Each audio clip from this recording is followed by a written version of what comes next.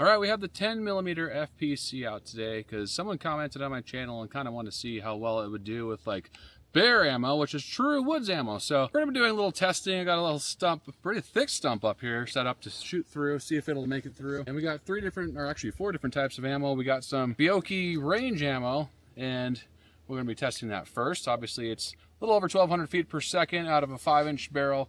And of course, this is a 16.1 or 0.2 inch barrel, so it should gain, according to Grok, about 200 to 400 feet per second out of every single one of these rounds, which is really cool. So we have 10 rounds in each one. We're going to start off with the Bioki just range ammunition and see how well it does. We'll do a few on the steel here, and then we're going to shoot the last shot through that big chunk of wood right there.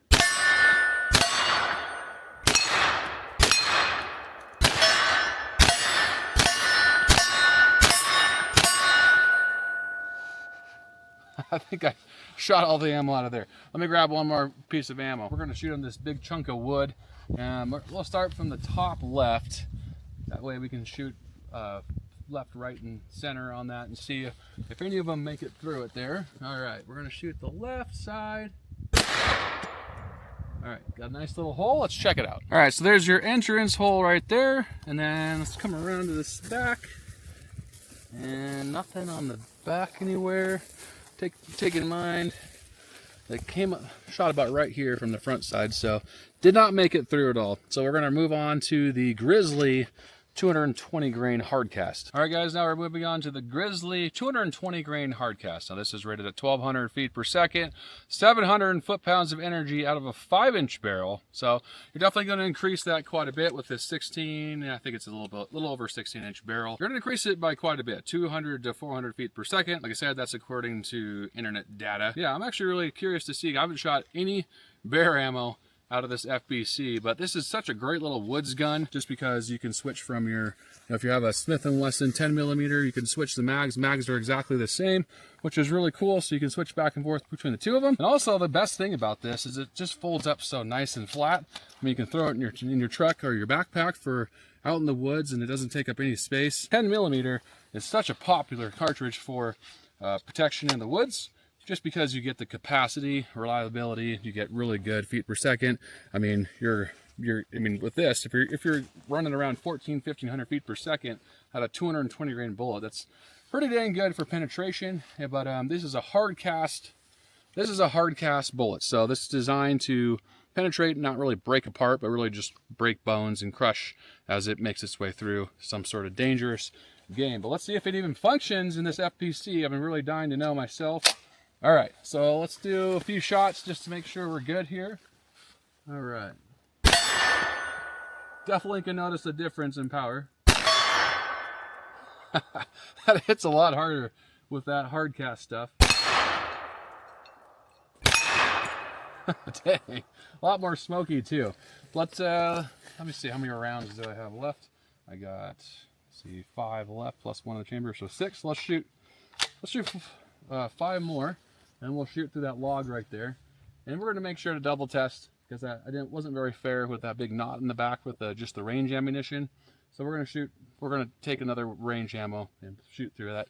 And just make sure, see if it doesn't go through, but man, that's awesome.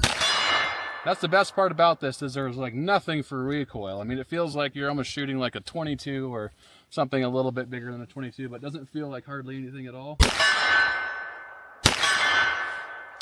All right, one more shot and then I can shoot through that log there. And that's the great part. At 100 yards, you can still just hammer these things just dead on center, which is great. So we got one more round. We're gonna go right for the log. We're gonna shoot for the center, right where the knot is not at, that knot in the back of it. All right, here we go. Woo! Right through it. I can see the dirt bounce up behind it.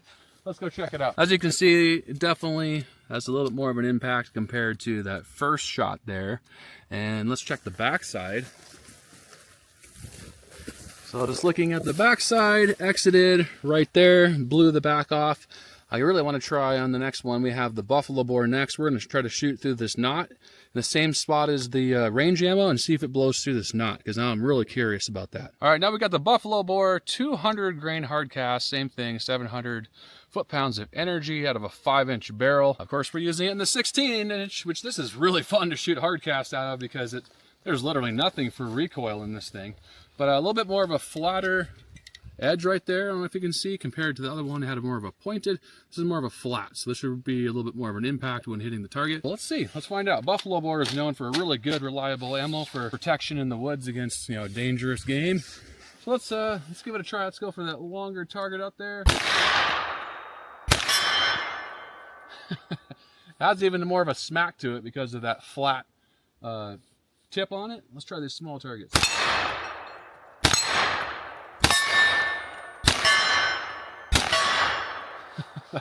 That's such a satisfying sound. Let's see, we got 3 left. All right, a couple more on that further out target. It's about 40 yards out.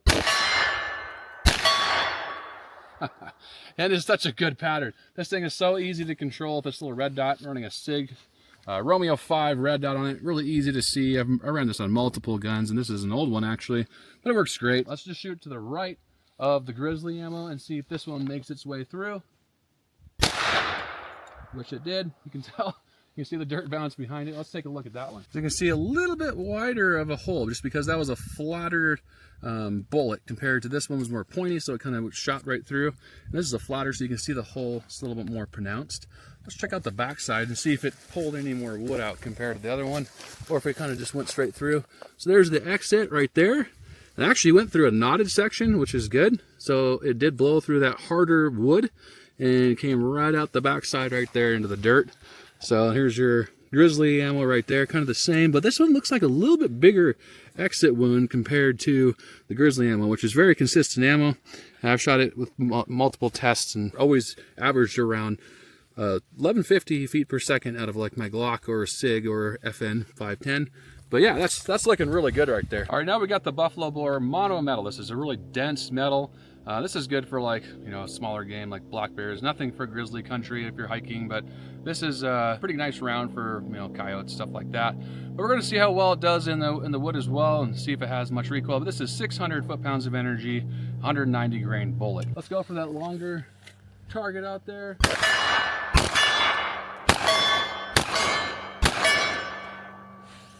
Oh, we had one malfunction with the mono metal. So this is the Buffalo Bore mono metal. Let's take that out.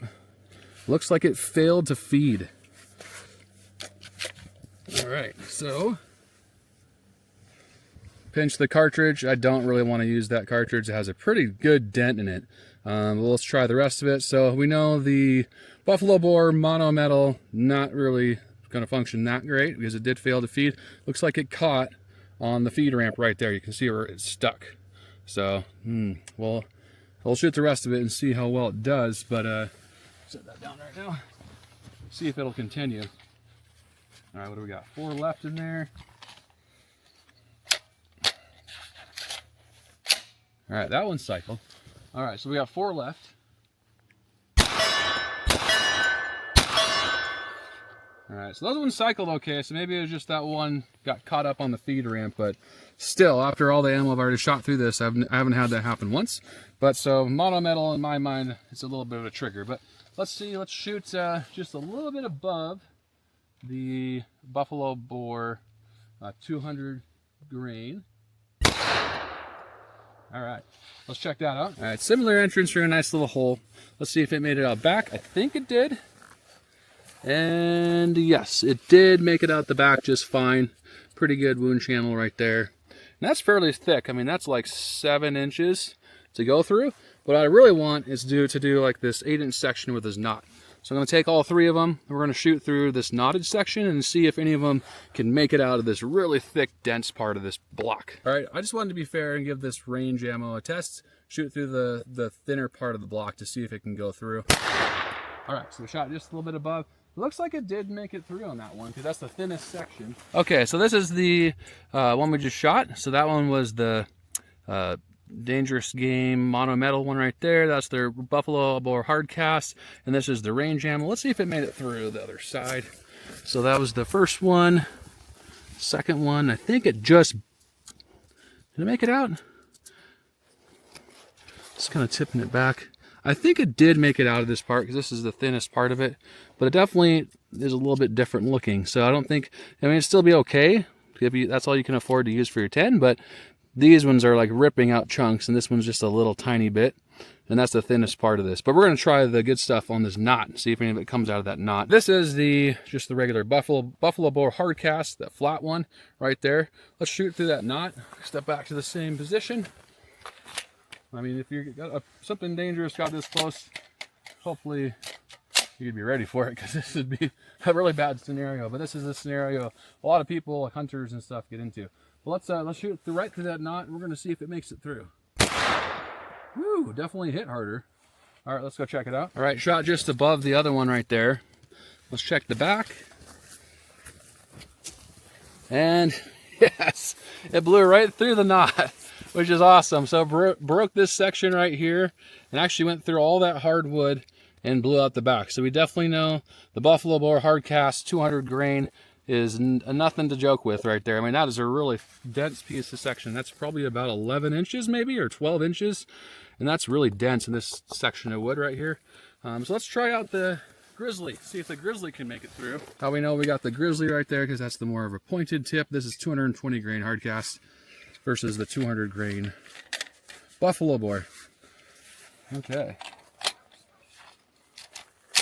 All right, I'm gonna have to pull a little higher in the thicker part of the knot, see if it comes through. I definitely made it through. I can see the back just blow out. All right, let's check it out. You got your range ammo there. That's the buffalo bore. This is the grizzly. So let's see if it made it where it came out the back here. So definitely a lot stronger. It blew out right on the top of the knot. So that's the buffalo bore. This is the grizzly ammo. I really like that grizzly ammo. It's not very expensive, and it's great stuff. It's coated hard cast, just like the buffalo bore. It's really great stuff. But yeah, definitely know those are going to make it through versus range ammo. It's not going to go through unless you have something a little softer, you know, anything dense, like bigger, dangerous game. It's not going to go through those ribs or bones. I mean, that's why you want that good stuff for the woods.